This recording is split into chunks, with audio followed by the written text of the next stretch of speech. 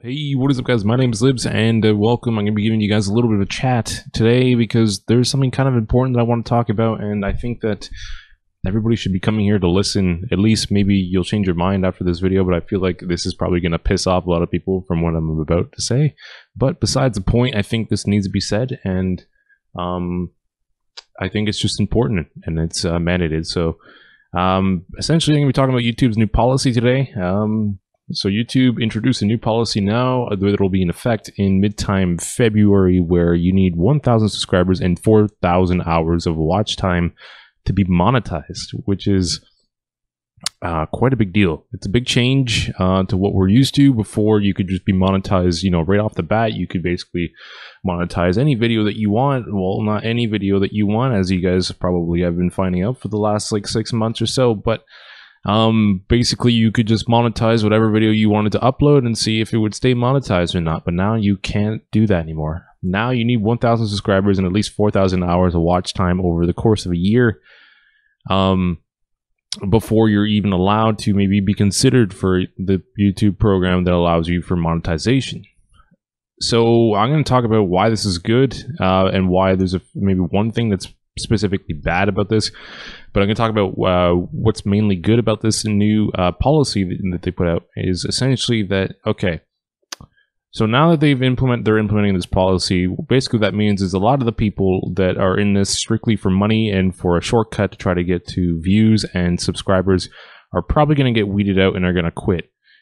From 0 to 1,000 subscribers, I've seen a lot of people quit already over the last year from people that have just not been able to get the progress that they want, and it's mainly their fault, and they keep blaming it on other people. But what this will do is it's gonna reduce sub channels that are gonna get monetized videos, people that are stealing videos, spam channels, and that sort of thing. All these are gonna get weeded out, and it's gonna be a good thing, because what's gonna happen is a lot of these people from 0 to 1,000 subscribers are gonna be leaving, and you're going to have less competition. That means you're going to have a better chance of getting a high search authority on your videos, which is a good thing. That means you might have a better chance trying to get to that 1,000 mark if all works out. Maybe, if that's how it's going to work out. But yeah, that's one good thing. People in it strictly for money and for the fame on YouTube expect everything should be given to them, and make shit content will get weeded out. So people that just complain that YouTube hasn't given them the subs and the views that they want, and you look at their channel and they haven't changed their content at all in the last 2 years, these people are going to quit. And you know what? I'm going to say it, but good, because they're not contributing at all to what they're doing. They want a shortcut to everything. They don't want to put in the work. And they give us a lot of smaller channels, a bad name. So I think that's not a good. I think it's great, honestly.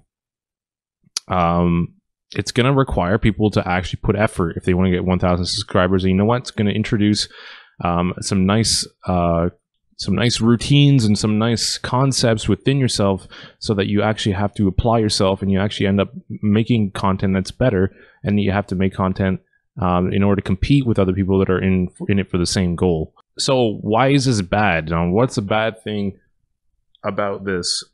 What is the bad thing about this whole new policy that they're implementing? Well, we all know with the whole demonetization going on, there has been some things going around that YouTube has denied, but we both know it's a load of shit.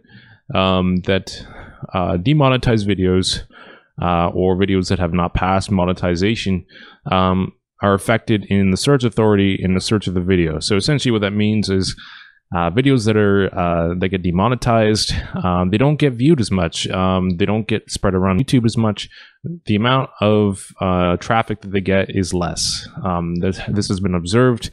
I've noticed this in some of my content, even if my content is very low in views in comparison to, like obviously the bigger channels, right? It's not exactly a fair metric for me anyway. It's not you need a lot of views in order to really observe that properly and correctly.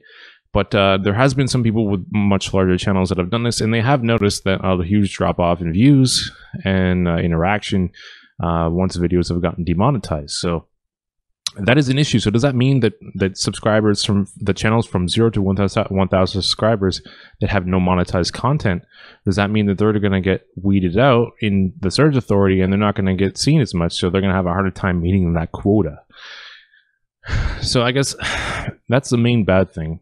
But what's the good thing that we can take from that is that in the end, it's going to make you a better YouTuber in general. You're going to be better at making your content. You're going to make more quality content. You're going to actually give a shit about your commentary. You're going to give a shit about your video production. You're going to buy new equipment. You're going to get a job if you need to. You're actually going to be able to evolve as a person and as a channel. So here are my thoughts on everything of all this taken up together. I've seen this around Twitter. I've been going around Twitter a lot, and I've been reading some of these comments that people are leaving, and some of them are pretty valid. Some of them are a little outrageous, but I think that in general, a lot of the people are blowing this a little bit out of proportion to what it really is. They're focusing too much on one single aspect of the policy, which is the 4,000 hours of watch time, and they think it's an impossible metric. It's not an impossible metric. Last year, if you guys know, obviously you guys know a lot of subscribers that are on my channel. I've been absent for most of last year. I maybe uploaded once or twice a week on average. Did streams every now and again. I was not very active. And you know what? My watch time hours were actually half of the 4,000, and I barely put in any work over the last year. You know, I've had about 2,300 hours of watch time over the last year, and that was just because I just was busy and I didn't have the time to put in the effort. And you know what? That's on me. That's my fault for not meeting that 4,000 hours of watch time. It's doable. It really is doable. And I'm not like a special channel here. I'm not a guy who knows exactly what he's doing either. I'm just a guy who's going through the paces, who's learning how he's going, and he's trying to get better every day whenever he has the chance to. And I almost met that 4,000 hours of quota with not a whole lot of work, I'll be honest. In comparison, if I did a video every day, or 5 videos a week with streams regularly 3-4 times a week, I could blast that shit out of the way. It wouldn't be difficult at all to hit 4,000 hours of watch time. It's not an impossible metric, guys. Don't set limits to yourself.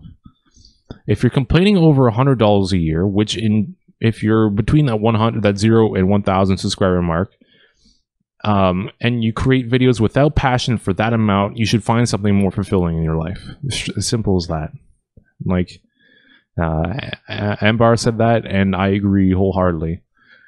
Anything worth having in your life, anything worth wanting in your life is going to require some sort of genuine effort, and that's just how life works. I'm sorry, but you can't just have everything given to you. That's not how it works. YouTube is a business. YouTube doesn't owe you shit. They don't owe you anything. They don't.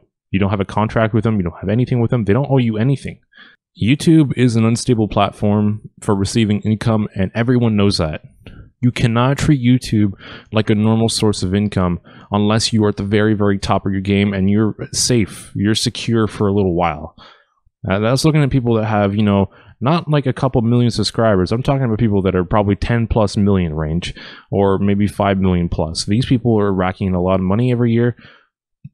And if they're careful with how they spend their money, they won't have to work a day of their lives the moment that YouTube decides to hit the bucket, or another competitor comes along the way. I know that people aren't going to like what I just said, but people on Twitter usually don't like me in general because I tend to play the devil's advocate a lot. I tend to go against the grain, against what a lot of people are saying. But you got to think of this logically, from a logical perspective, and not emotionally. Obviously, there is a time and place for thinking about things emotionally, but this is not one of those times. You need to think about this logically. As YouTube is a business, they're in it to make money for Google. Mainly, they're an advertising platform for Google. So they got to look out for their best interests as well, right? That's how it works. Corporations are greedy. That's how it works. That's how it's always going to be. You cannot change the wheel. I'm sorry, but that's just how it works. Now, Rich from Review Tech USA said it best. He said, if YouTube's new policies make you want to quit, then they did you a favor because you were going to quit anyway. That says it all right there. if this makes you want to quit, then you were going to quit anyway at some point. Now, if they're upset over the message that they're giving the smaller channels, as in, oh, they're treating us badly or whatever the case, whatever, they're saying they're treating us like shit because they don't care about us. Like I said, you got to remember, YouTube is a business. They're here to make money for Google. Here's my question though: would you rather make peanuts a year until you hit 1,000 subscribers and have not a single chance in hell changed from being able to reach that dream of being able to live at, or maybe not live, I wouldn't recommend that, but maybe find a way to make substantial income from making videos and supporting yourself? Or would you rather make no money from 0 to 1,000 subscribers, which is probably at most, it'll be about $1,000 at most. And I mean at most. That's pushing it. At most, if you're doing things right, it should take you maybe 2 to 3 years to get 1,000 subscribers. And of course, there's abnormalities. There's people that do it in a year or less. And you know what? Good for them. That's freaking awesome. All to you for being able to do that. I have not been able to do that because I'm just not consistent, plain as that. Shit, I lost my train of thought. I'm sorry, guys. Right. I said, would you rather make nobody from 0 subscribers to 1,000 subscribers and then have a chance of maybe actually being in a field where there's less competitive people and you can have a better chance of getting more views? Or, like I said before, which one would you prefer? Personally, I would prefer not making any money from 0 to 1,000 subscribers and having a better chance at actually making more money from 1,000 to whatever many subscribers I get someday, if that actually even happens. And having a better chance at even just making it into the search authority a little bit better. Like, doesn't that make any sense? Does that make any sense to any of you guys? I know like some of you guys are hurt over this, but come on, like if you're hurt over this, like, I'm not gonna say quit already, but like, Jesus Christ, like, grow a pair. Like, this is how it works. I'm sorry, but YouTube doesn't give a shit about you. They don't. All they care about is how much money they're making at the end of the day, and how much money are they making for their investors. That's all. That's all they care about for Google. That's it. That's all they care about. Give a shit about your content. Stop finding ways to blame others for your inability to grow your channel. And I mean that. I really mean that. I blame all myself for not growing my channel.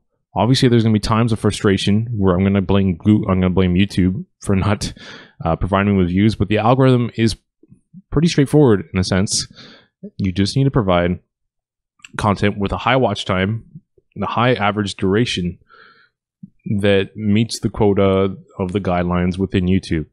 If you can do that consistently, then you know what? And you can keep an audience all the time, then you're going to grow. That simple. You just need to make better content. Let's plays are very difficult to grow in. There's a lot of competition, and I don't think people realize that. That's what makes it so difficult. Let's plays is a very, very specific flavor for everyone, and everyone has a very different take on how to on YouTubers for Let's Plays. Some people like very specific things, but you need to stand out. You got to remember, there's a lot of people that are doing this exact same thing, which means there's a lot of competition, which means that any day of the week, someone could be like, okay, why am I watching you whenever I could watch this guy, or I could watch this guy? It doesn't matter. You just need to be better at what you do. You need to stand out. You need to be yourself. Have a good time doing it. Do it for the passion. Money comes second. If you really care about something, you'll do it no matter what. You'll do it no matter if there's money involved or not. Unless you're basically broke.